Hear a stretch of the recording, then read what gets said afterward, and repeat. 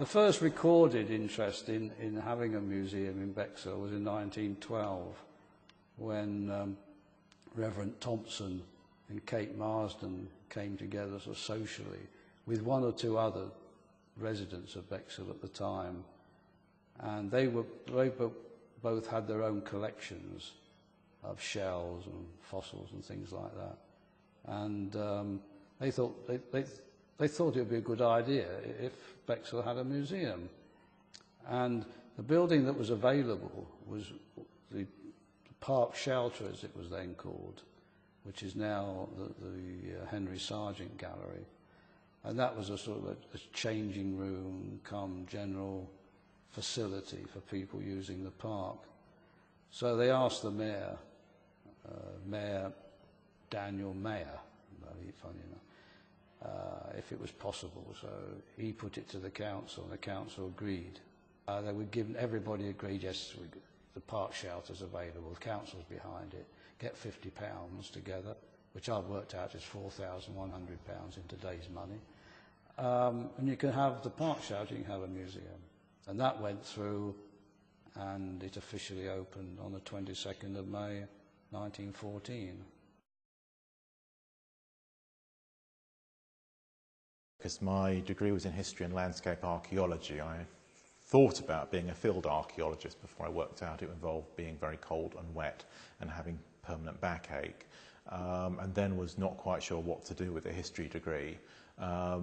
So I really discovered museums a little bit too late, so I would certainly advise the young people to get their volunteering in a bit earlier than I did. I was trainee assistant curator for Bexhill Museum. That was my first job title. But I suppose technically I've never stopped doing that, so everything else I've done has been on top of doing the bins and getting called out for the alarms in the middle of the night. So I haven't stopped that, I've just added other things on top.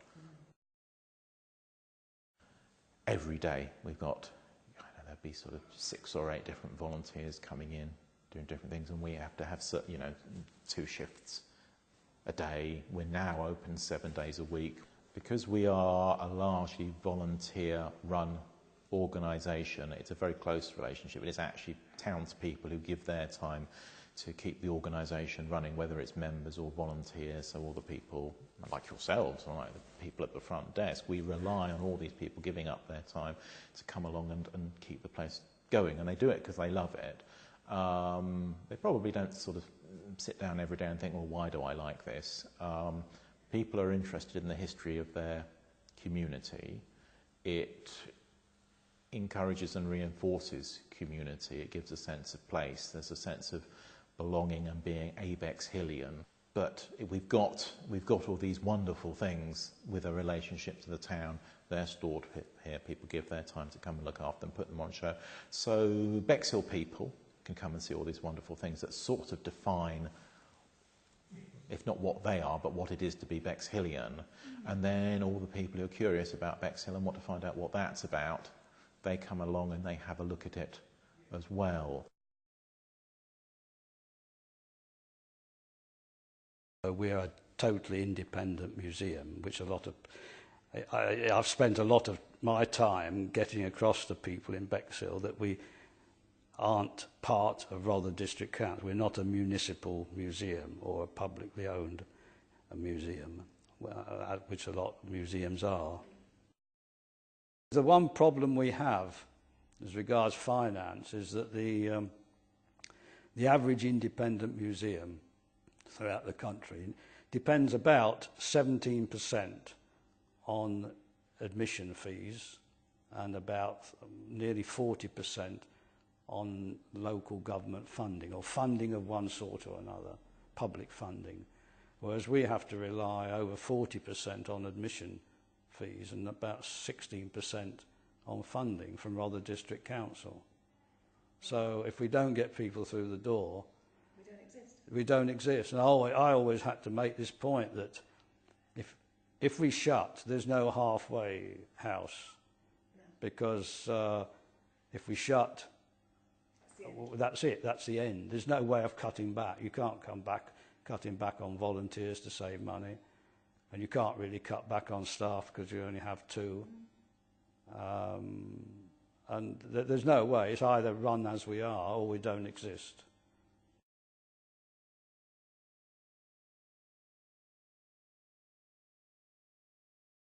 I always say that I don't care who people are or what their job is.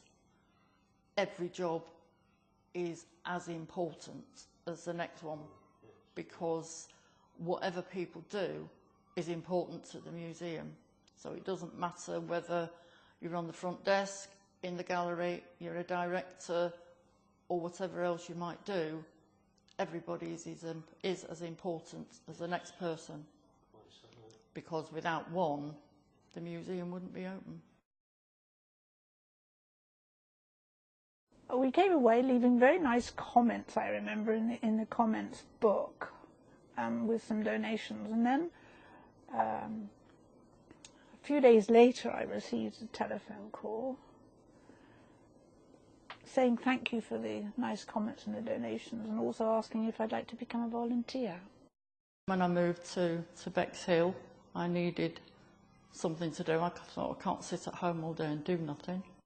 After I retired, Julian Porter, the curator, came to speak to a group at St Stephen's Church, and I thought, oh, that's something I could do in my old age. Going back to when I was actually at school in Bexhill, I remember going onto the beach and finding some pebbles and watching Blue Peter, and they were doing something similar. They were suggesting how you could take pebbles or anything of interest that you found on the beach to your local museum. So I painted these pebbles and took them to the museum, and actually went to the museum and met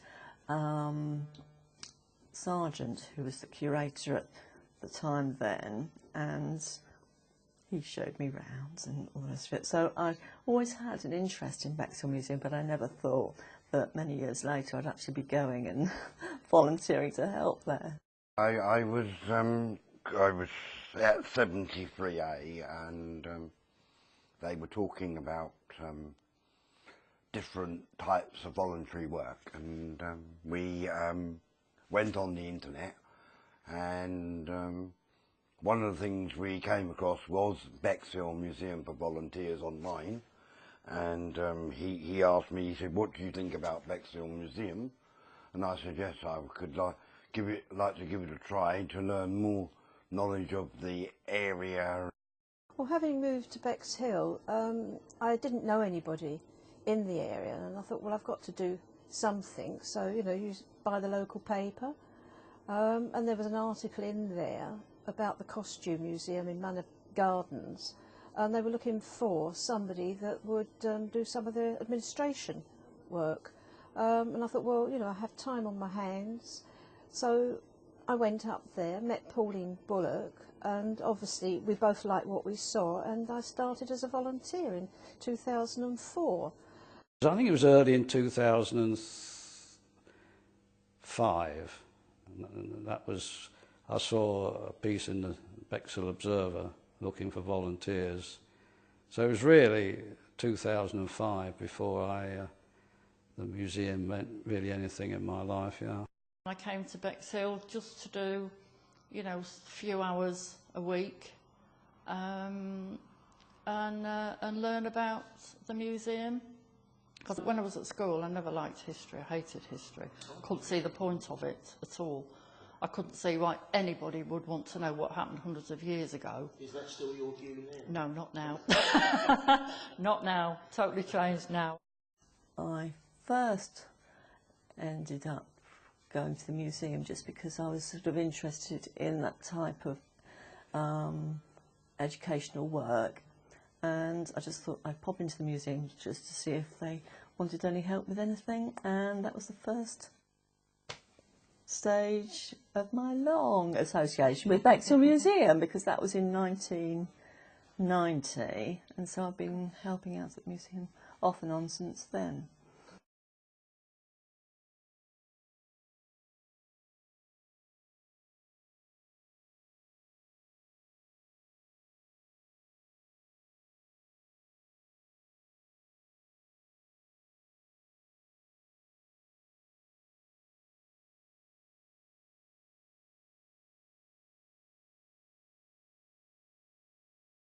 My usual duty is on a Tuesday afternoon, and once a week is my norm.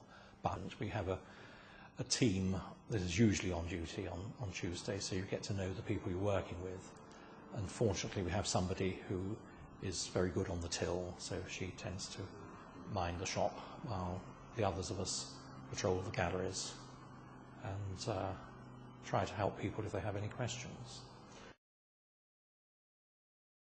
Yeah, well, the custodial job in the museum is actually, it's two things. You can either be on the till and answering the phone in the reception, or you can be walking around the free galleries. Then you might get asked to do other jobs like help the curator take pictures down, or if a light bulb has blown and they get the ladder out, you might be asked to hold the ladder while the person goes up it. Although I do the costume gallery and the sergeant gallery, but I feel more at home actually really in the motoring gallery. The Alpha 1100 1958 was built in London Road, Bexhill. That was, I think, Bexhill 100 built the working replica of the steam car, a Circle. And as I say, that one there is 1895 Armstrong. That's going back to America in about 3 or 4 weeks' time. Well, at the minute, I'm involved with a collection of shells, which somebody in Eastbourne was downsizing, and she wanted them to go to a good home, and so she got in touch with the Bexhill Museum to see if we'd be interested in having them, and Julian decided yes, that would be a good thing. So they've all come to the museum, they've all been put into a rough organisation, but it's up to me as collections manager to actually go through, check the identification of each individual shell, making a list and then putting it all on computer to go on the database. And the idea is that once the information that I'm doing goes onto the computer, then a condensed form will be accessible for members of the public who come in. They can use what we call the access centre, which is where they can go online and find out any answer or more information on a particular subject they're interested in. And there are lots of these shells. Which Julian comes up with one particular case of these shells, and I keep asking him how many more cases are there, and he won't tell me because he thinks I'll be put off.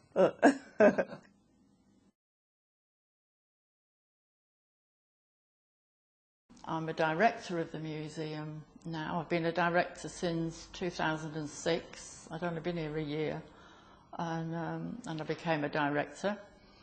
Then I'm shop manager. I'm also a director on the trading arm. Now the trading arm is the shop because the museum is a charity, can't make a profit.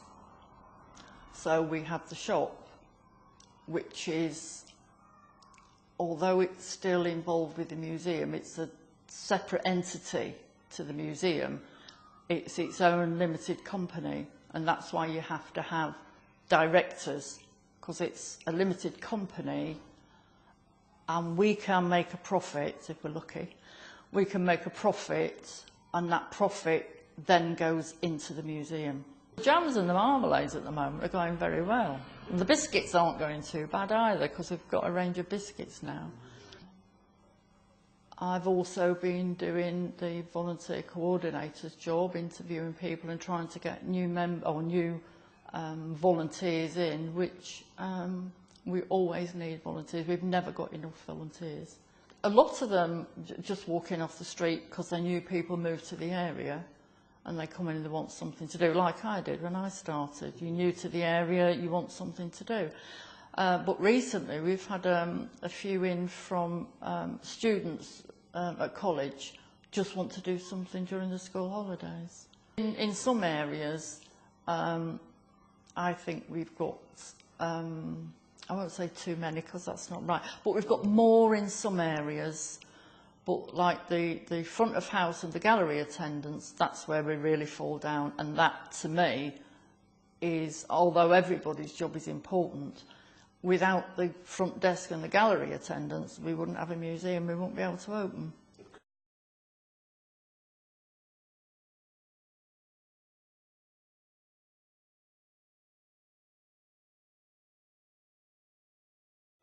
And one of the other things about taking over as chairman, and even before that, I thought that we have to publicise a museum in every way possible.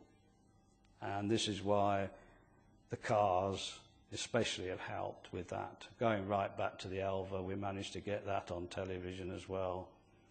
And there have been one or two programmes like that we've done. And through contacts that I've made, and finally coming up with the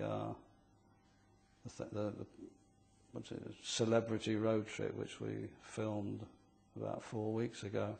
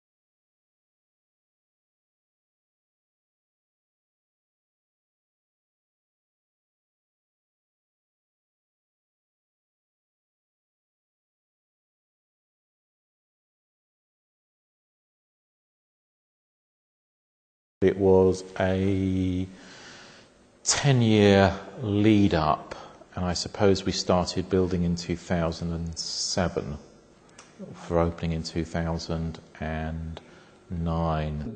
Let's go back to the reason behind the redevelopment. It was to join the two museums, the two Bexhill museums together, to come together. The Costume Museum in the Old Town and Bexhill Museum here. Those two organisations, separate charitable organisations, came together officially in 2003. A huge lead-in time to it, and incalculable difficulties actually getting where we wanted to go, because there was the political amalgamation of the two charities as well as the physical rebuild. If it was just a question of building a bigger museum, that would have been a more reasonable proposition, but we had to go through the amalgamation and form a new company and all of that as well, which involved dealing with people, which is not my strong point. I didn't go into museums to deal with people. I thought there would be objects involved, and I'm much better with objects than I am with people. But I think, yeah, a bit more space, I think, was always at the back of my mind, but then I think Sargent always thought he needed a bit more room as well. He was curator from 1920 until his death in 1983. Yes, he was an interesting fellow. He was very protective of his museum as well. But yes, it was very different in those days. I just remember there were lots and lots of stuffed birds, and there was various trays underneath the cases, and he'd pull out all these sort of different fossils and pebbles that he'd got and things, and he'd show these. And he'd put forward numerous proposals for extensions, sort of pointing out there's very little they could do without more space. He'd proposed plans for redeveloping the basement, all sorts of things, but there was never the money or support to make that happen. When the museum reopened, that was a big thing, and that sort of gave more option. There was more space to store things, there was more room to display things, and there's just been general improvements all really along the way that have been made. The people concerned in the redevelopment application, the funding application, decided we stood more chance of being successful if the two museums came together. Because the Costume Museum had been going since 1970, and it was only open 6 months of the year. It was in totally unsuitable condition, surroundings, the building. It wasn't suitable for a museum. It wasn't, the atmosphere wasn't good for the costumes, etc. So that was the reason behind that.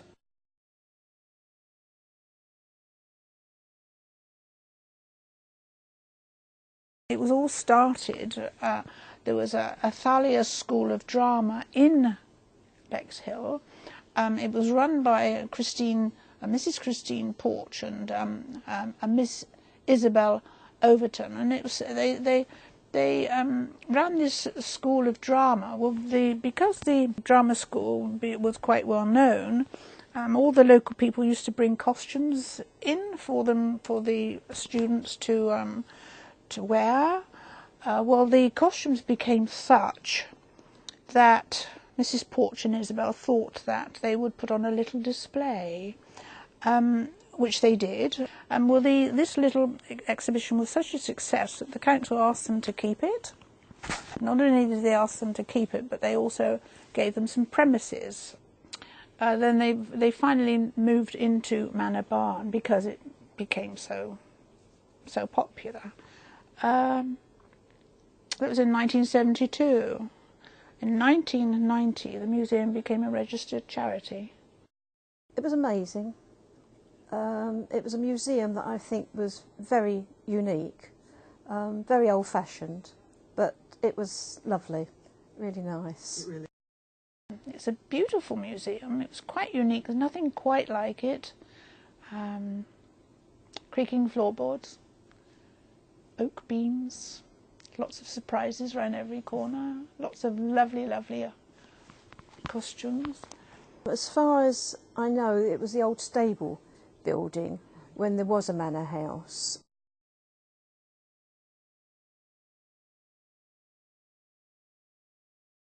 It was a very big task. There were not too many volunteers. Hard work. We had many highs but many, many lows because a lot of people just did not want to move. Generally speaking, the packing, we had to find boxes from somewhere. We had not much funding for boxes. We had people going around in shops asking for empty boxes. Could they help us? Any container that was suitable, we were very pleased to get. And it did take lots of man-hours. We did unfortunately lose some volunteers at that time, but those others there, they rallied round and we all sort of packed everything up, which was very, very hard work, and we transported it to here. It was difficult. It was extremely sad, because you realise that it was a very special place, and once it was gone, it was certainly couldn't be replaced.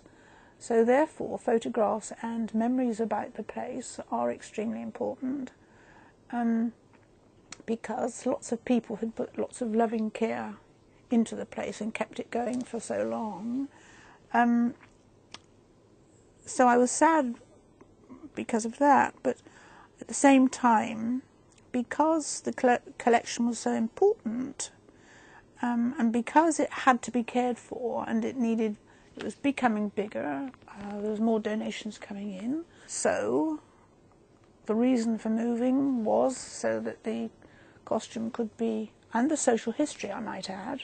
It was not just costume, it was also important social history. It was important for it to move to bigger premises, and this was the opportunity for it to happen.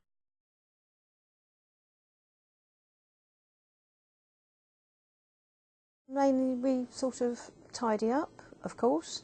We catalogue donations that have come in, which is quite a job. Georgina stands there measuring and telling me what they are, and I sit at the desk writing it all down on our catalogue cards. So it does involve quite a lot of work. There are just so many things that come in, and you open them up and it's, wow, look at this. So yeah, no, I enjoy what comes in. Get some lovely things in. Items come into the museum. They first have to be put onto an object entry form, the address, the donor, the description, what it is, reasons for entry, whether it's a gift, a sale, a loan, or also identification. From logging, we then have to be packed beautifully. It's put in boxes. We use tissue-free paper to pack it, and then it's placed very carefully in our store. This is where all the boxes are kept. If you'd like to take those, children's clothes, national costumes, sportswear, uniforms, ladies Victorian Edwardian, we've got 20s and 40s dresses, we've got 50s, 70s, 80s and 90s, and then we come up to here, we come up, and we've also got, we can get behind there, we have 200s, and then we've also got handbags, shoes, miscellaneous, and we go across then onto some really rather wonderful dolls. Here's, look, isn't she beautiful? She's got all her underwear, and in actual fact she's also got her own hairdryer. The temperature is extremely important. The lighting, as you can see, these, if we were in here, these two lights would not be on if we were working. There would be just these here. Lighting is extremely important. Atmosphere is very important.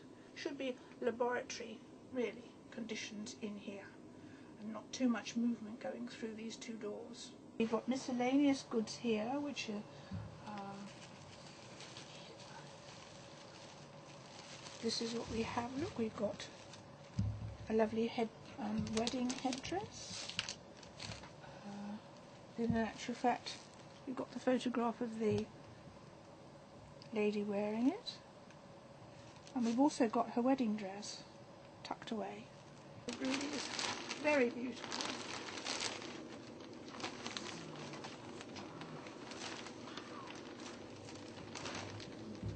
There's the Ascension number, 1943. So we put all the information on the label so that we know about it, but that is really quite beautiful. There's also some lovely, those in actual fact are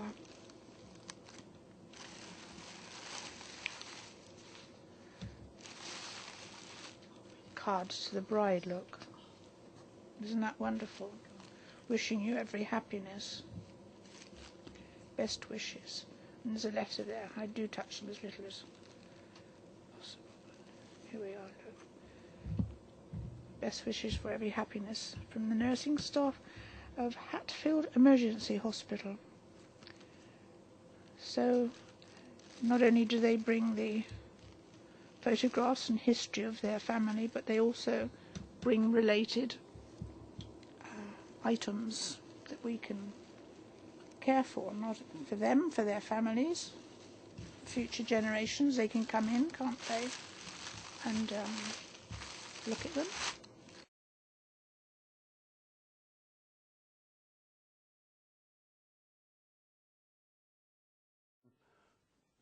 You know, all the volunteers I get on with quite well, you know, and overall, I suppose we do have a very good relationship with each other, and we do laugh and we do take things serious, but we do sometimes have a very good laugh. Yeah, no, as I say, I enjoy it. Sometimes it's hard work, sometimes it's messy work. Because obviously you've got to keep the place clean, you've got to dust and make sure everything is right, it's put away correctly. But no, it's interesting. Yes, I think it is actually the people you work with and the people you meet. As in any place, there are people you get on better with than others, but that's life. You have to cope with that.